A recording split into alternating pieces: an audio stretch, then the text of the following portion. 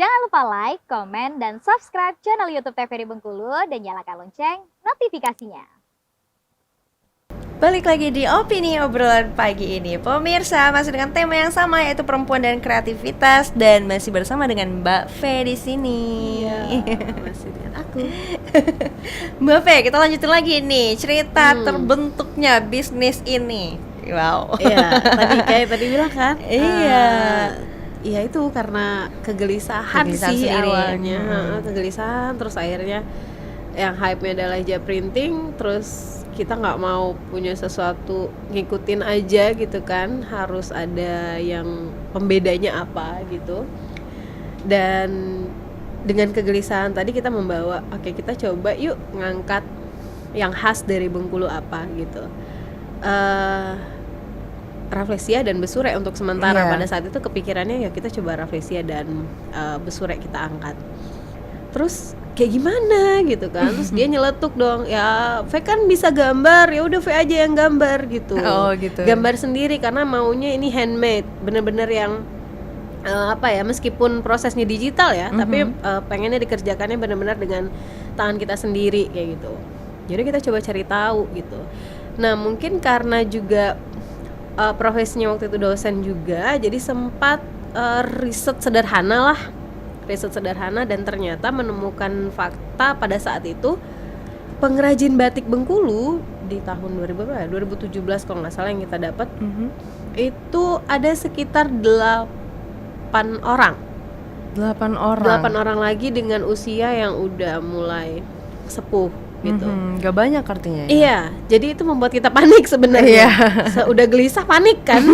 Aduh ini gimana nanti kalau misalnya tidak ada yang mau meneruskan, tidak ada yang mau meregenerasi, siapa sih mau jalanin batik gitu kan? Betul. Kayak gimana gitu. Sementara kalau misalnya di daerah-daerah lain kita sebut, katakanlah Jogja deh, kita sebut Jogja, apa yang langsung asosiasi, apa langsung kita terpikir? Batik, bakpia. Iya betul. Ya kan? Atau mungkin Malioboro-nya atau apa, Borobudurnya gitu kan.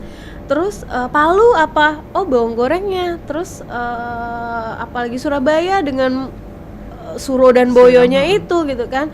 Bengkulu apa? Kita sebut Rafflesia pun orang ngomongnya bukan itu ada di Bogor gitu kan. Akhirnya oke, kita coba membuat ini. Tapi gimana ya supaya ini bisa diterima dengan baik dan meluas, karena kita juga tidak suka stigma batik Besurek itu hanya dipakai di occasion tertentu seperti formal, acara-acara formal, pernikahan dan segala macam. Kita tuh pengen banget membayangkannya hangout, duduk di kafe, tapi ada Rafflesia atau ada Besureknya.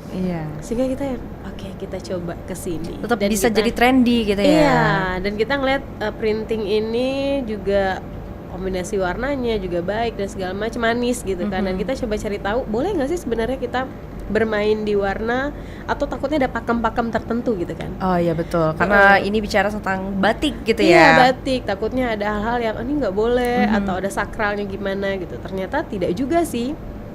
Yang penting itu tidak terbaca. Itu saja, tidak terbaca. Jangan sampai nanti karena itu kaligrafi kan ya, orang akhirnya ragu untuk menggunakan gitu kan. Jadi akhirnya yang penting tidak terbaca. Terus boleh nggak dikombinasi sama mungkin kayak batik parang atau batik apa? Oh boleh kok, boleh banget gitu. Kita cari ke penggiat budaya di Bengkulu seperti Omori segala macam, kita cari tahu di situ gitu kan. Boleh kok, boleh banget gitu. Akhirnya ya udah, kita jalan dari situ. Berangkat dari sana. Akhirnya pas pertama akhirnya ada nih produknya, ada hasil karyanya. Itu berapa piece Mbak Pe? Yang pertama itu sebenarnya kita printing itu kita lihat-lihat harganya, kita survei, why dia mahal, ternyata kita harus belajar tentang material.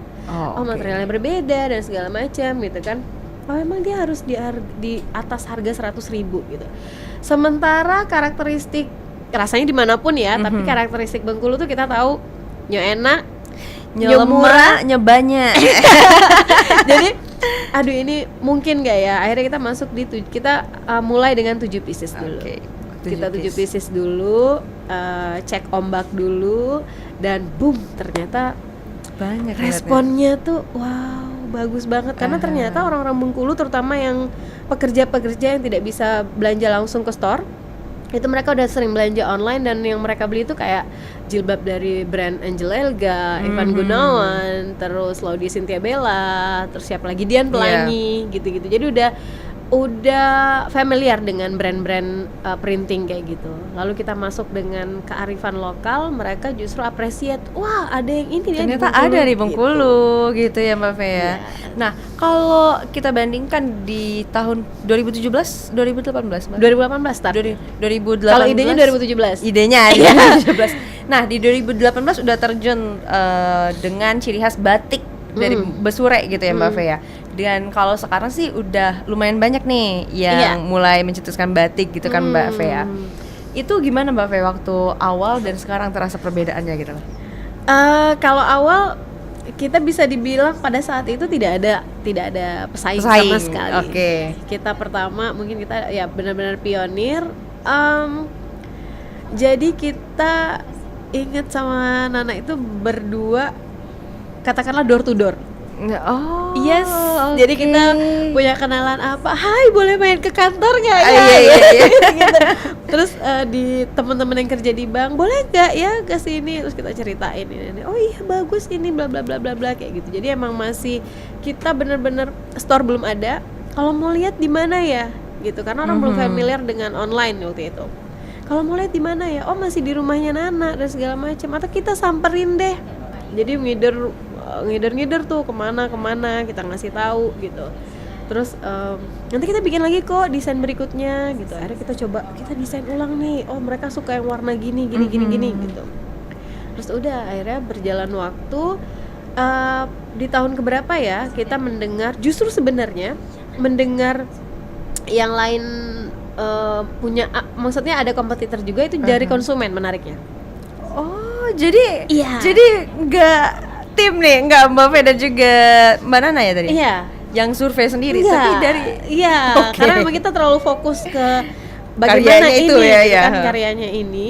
Jadi dan menariknya itu kita punya journey customer yang tadinya hanya tahu ada jilbab ini atau cuma kenal-kenal biasa aja, menjadi teman, kemudian menjadi sahabat, yang akhirnya menjadi loyalis. Ketika udah menjadi loyalis ini, dia jadi kayak ada ini loh, ada itu loh, gitu. Info cepat nih, info cepat. Jadi akhirnya sebenarnya pada saat ada kompetitor itu ada rasa senang, karena sejujurnya ya ada rasa senang juga karena finally semua orang realize bahwa Besure sama Rafflesia ini bisa jadi sesuatu. Dan kalau misalnya semakin banyak orang yang mengangkat itu, harapannya semakin orang mengerti bahwa kalau kaligrafi kayak gini, batik yang kayak gini punyanya Bengkulu. Betul. Dan Bengkulu semakin up nih namanya. Iya, jadi kita ya good. Berarti orang-orang udah mulai ngeh ya gitu. Tapi tetap sebagai pebisnis kita perlu aware terhadap hal-hal yang kayak gitu. Jadi itu semakin membuat kita kita harus lebih kreatif. Mau tidak mau akhirnya kreativitasnya di-push terus karena memang kita Scrap itu mengeluarkan koleksi tuh mungkin sekitar 2 bulan sekali. Setiap koleksi itu ada sekitar 8 sampai 10 desain dan itu berbeda-beda. Bayangin itu proses desain itu harus berjalan terus meskipun sudah launching, tetap berjalan. Jadi mau tidak mau kreativitasnya tuh kayak dipaksa.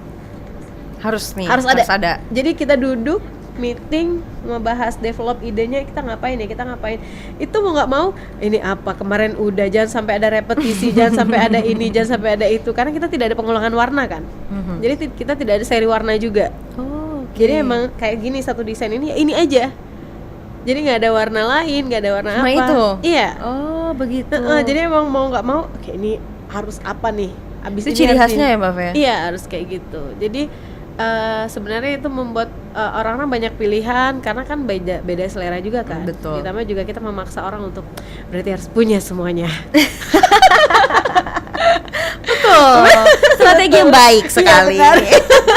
Ternyata memaksa dengan cara pelan-pelan, cantik gitu kan. Cantik itu, mainnya halus. Iya.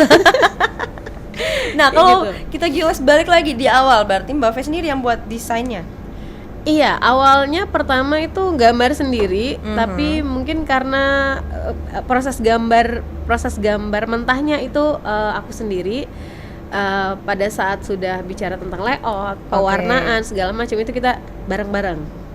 Nah, sampai akhirnya coba deh bikin sendiri gitu, ngomong sama Nana, coba deh digambar-gambar sendiri besurainya, mungkin pengen yang kayak gimana gitu. Nah, akhirnya sekarang dia juga menggambar itu gitu. Karena kan kita prosesnya tuh dari gambar mentah dulu, either itu bisa pakai tulis tangan atau misalnya di digital, digambar dulu di aplikasi apa, mungkin nanti pindah baru ke Photoshop, baru kita kita baru lah kayak disentuh-sentuh semuanya, diberikan sentuhan. Jadi gitu kita ya. nggak ngambil dari Google. Ini even Rafflesianya tuh nggak kita ngambil dari Google yang banyak gambar Rafflesia tuh kita ambil tuh enggak, emang benar-benar yang bikin Sentuhan sendiri.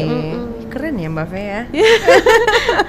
Kedengarannya keren tapi pada saat pasti jadinya keren. iya, Jadinya karena kita keren. kalau lagi desain tuh bisa dari jam 10 itu sampai jam 5 Wow, atau dari jam 2 sampai jam 9 malam. lama ya. Lama.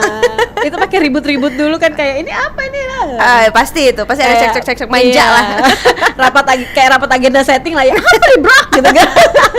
Ngeri banget Mbak. Enggak kayak gitu Enggak ya. ya, enggak. So tahu ya.